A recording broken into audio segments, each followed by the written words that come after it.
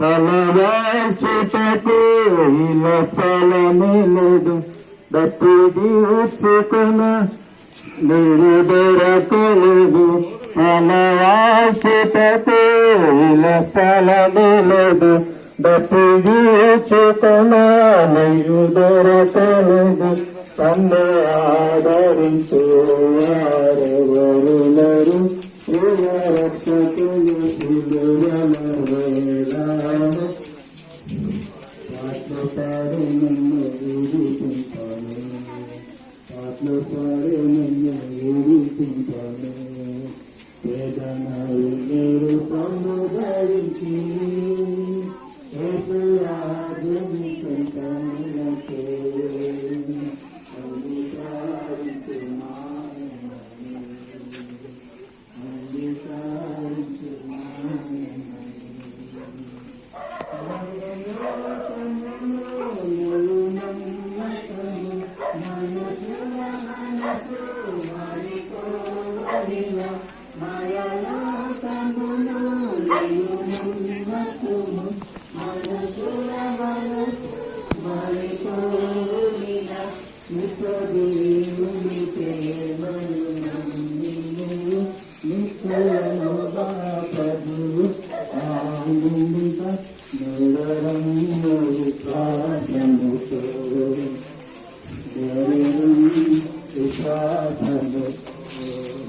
జాగ్రత్త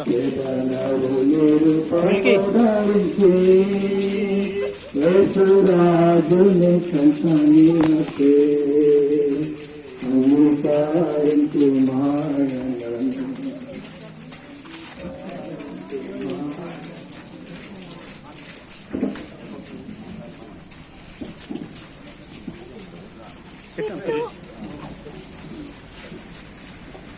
పరిశుద్ధ గ్రంథమైన బైబిల్ గ్రంథము ఈ విధంగా తెలియజేస్తాము.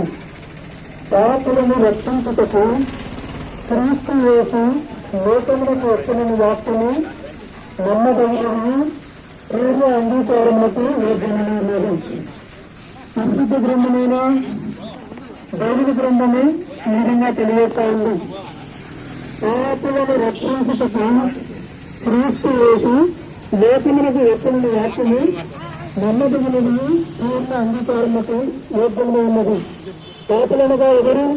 పరిశుద్ధ గ్రంథమైన బైబిల్ గ్రంథం తెలివిస్తా ఉంది. ఏ భేదములు లేదు, అందరూ పాపము చేసి దేవుడు అనుగ్రహించి మహిమను పొందలేకపోతున్నారు.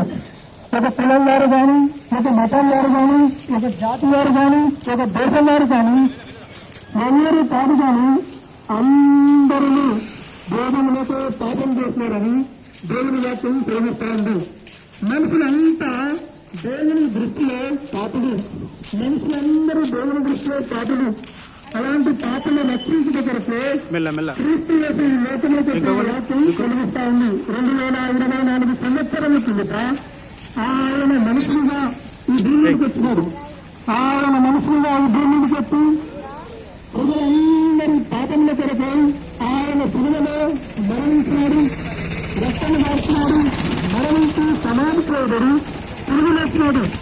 ఎవరైతే పాపము పెట్టుకుంటారో, పాపము జీవితం నుండి విముక్తి పొందాలనుకుంటారో ఆ పాపమును తీసివేయడానికి ఆయన శిలువలో ప్రాణం